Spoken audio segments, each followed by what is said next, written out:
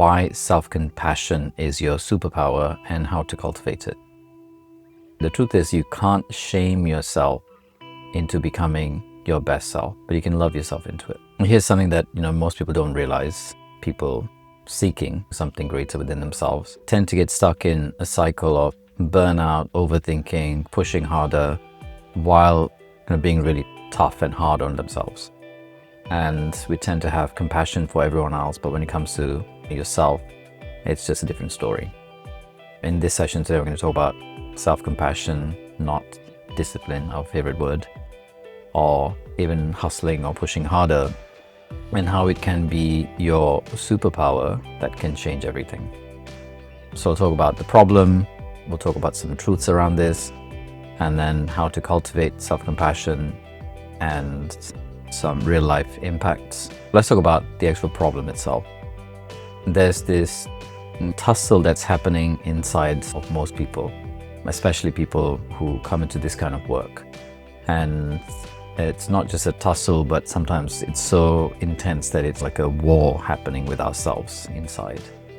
And you get tired, and it's not just something that's physical, but also more than that, it is emotional. And we're tired of pretending, right, to have it all together. I'm tired of maybe get to the point of tired of beating yourself up because you're not getting any further. And every time you feel something heavy, you tend to just push it aside, push it away, or push it in and just continue and push forwards. And maybe you shame yourself for not being stronger or more successful. Maybe you tend to gaslight your own path. And if this sounds familiar, then this message is for you. And you could say you've been taught to be strong or keep it together. And you could say that you've not taught to be to soften and how to be yourself. Because people always ask me the question of like, how do I let go? How do I soften? How do I be more of myself or be myself? And especially when things get hard. So those questions are normally being asked from the head, and the answers for these questions are not going to come from the head. And then also there's the inner critic. So the voice that is just there, that is normally not there to help us make ourselves feel good or support ourselves most of the time. Its priority is protection, is survival. So it'll tend to pull in the opposite direction and say the thing that might not be useful. Like it'll say, oh, you're not doing enough, or you're not enough, or you should do better, or this is not enough, all those kinds of things. Or I'm not worthy of this, and those kinds of voice. And of course, what it's doing, I say of course, but it's not always clear when we're in those situations. It's throwing a problem for you to solve, right? Because it's saying, hey, there might be something here for you to protect yourself against.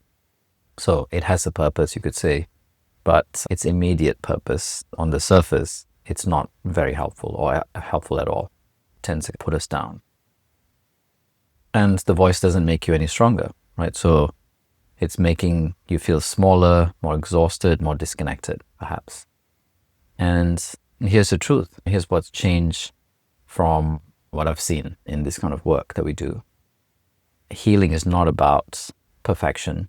It's not about pushing. It's not about fighting the voice in the head or fighting that part of you that pulls in the opposite direction. As a matter of fact, this week, I've been talking about this quite a bit inside of Inner Circle and also in the retreat, the Inner Circle retreat, recently, about the two parts of us where when you set out to do something, there is always this opposing part that tends to pull in the opposite direction, tend to want to pull you back.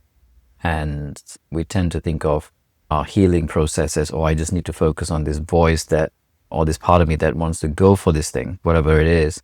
But we tend to then push away the part of us that is pulling against, fighting against, it might seem like.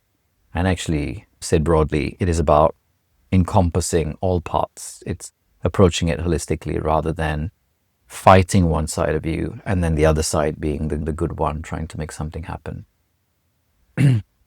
So it's about learning how to be gentle with all parts of you that are still learning, that are still perhaps hurting and wanting to heal, or maybe is still scared, right? Like most of us have a younger version of ourselves. That voice in the head is normally a younger voice, and that needs healing, and that healing can really only come from love or compassion. So self-compassion then is not a weakness, it is your strength, it is your power. And it's one of the most courageous things to do, to be willing to look at yourself, to pause, to feel, to get honest, and actually to love the parts of you that you don't feel like loving because it feels like it's fighting you, it's pulling you in a different direction.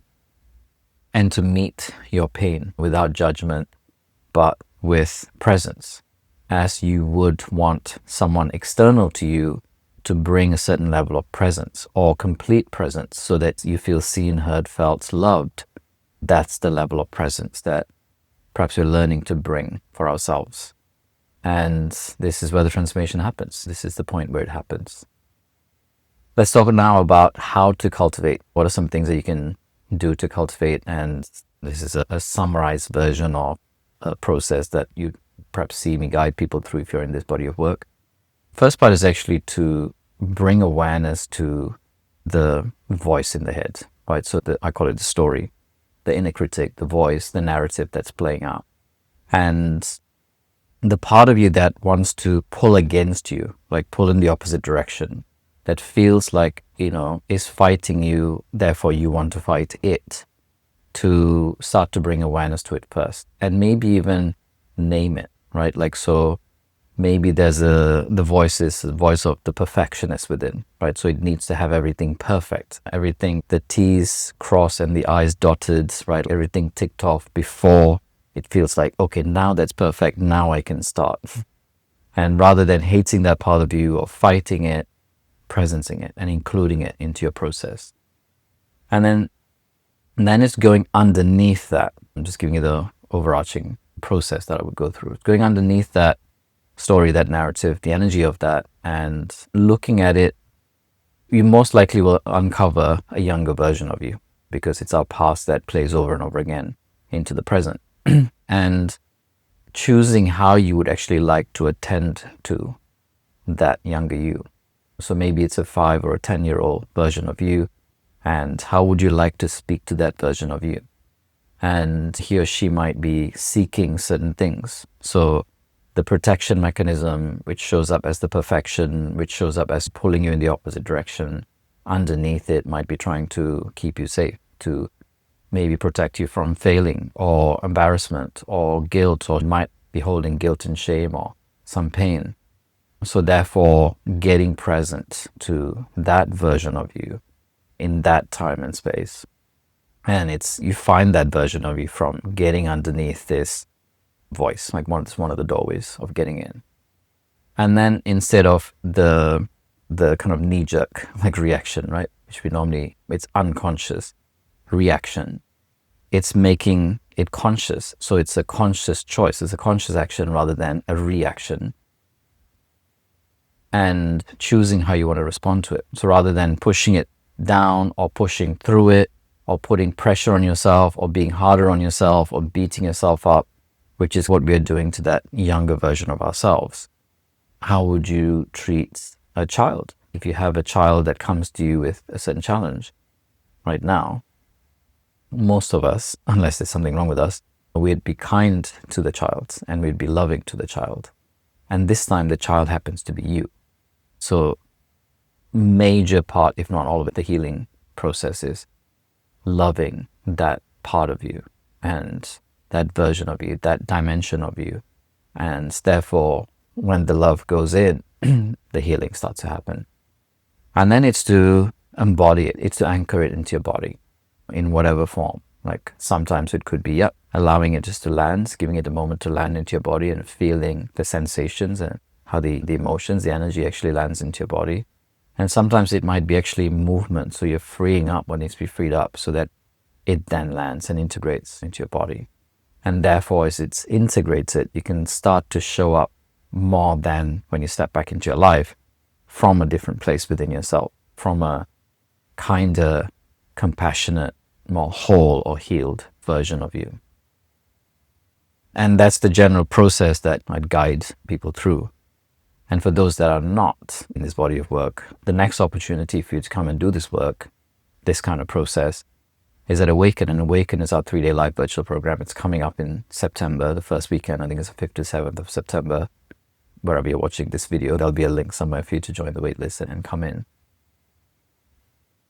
And in the process, on day 2, for example, transformation day of Awaken, that doesn't mean skip day 1, come to all 3. In day 2 is transformation day, where we do this kind of work, right? Where we shift and we do a lot of healing, group healing work, and it's very powerful. So if you haven't experienced it before, then come join us. Let's talk now about the impact of this. And what I've seen is the impact of when this kind of healing goes in is that we stop hiding and we stop trying to prove ourselves or feel like you have to perform or be a certain way, right, to be accepted or loved or seen.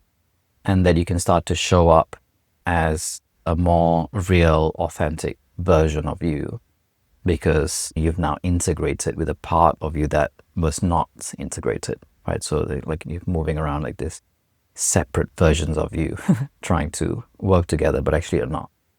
And in our community, we have seen this, and maybe you've seen this, that the external stuff, right, like how it shows up externally, like burnout, for example, starts to fade away, starts to heal. Relationships start to become honest and things start to heal. People start to then get real with themselves and start to connect with their purpose. And they get clear with it and start to act on it and start to create something and live from it. And these are just some examples of what I've seen. So my closing thoughts on this is that compassion or self-compassion doesn't just heal you, but it brings you back to yourself. It restores you, right? It restores you to yourself.